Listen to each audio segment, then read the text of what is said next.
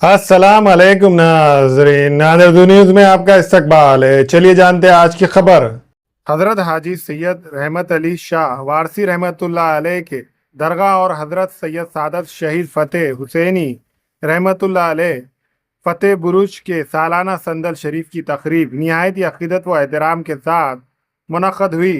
इस मौके पर शहर व अतराफ़ के इलाक़ों से बड़ी तादाद में अक़ीदतमंदों ने शिरकत की। तकरीब के दौरान चादर पोशी, गुलपोशी, फातिया, क़ुरानी और इज्तिमाई दुआ का एहतमाम किया गया। दरगाह कमेटी के जिम्मेदार CA तौसीफ़ अहमद ने संदल की रस्म अदा की।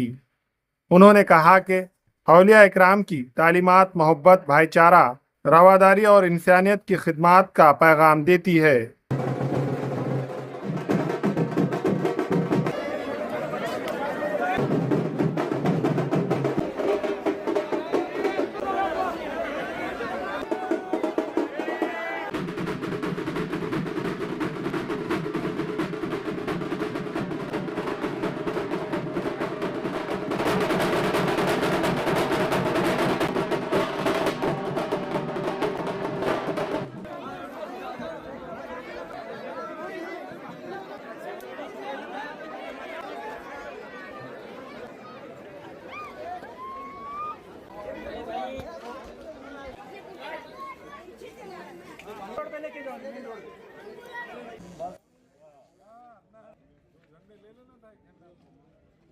अल्हम्दुलिल्लाह हर साल की तरह इस साल भी हजरत सैयद सादा शहीद फतेह हुसैनी और हजरत हाजी सैयद रहमत अली शाह वारसी रहमतुल्लाह अलैह का उर्स मुनक़्क़द किया गया है।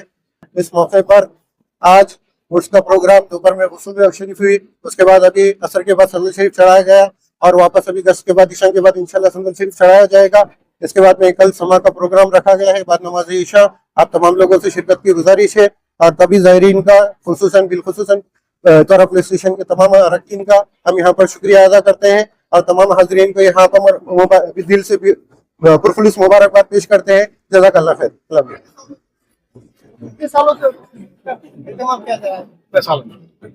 तकरीबन 70 साल के करीब जी।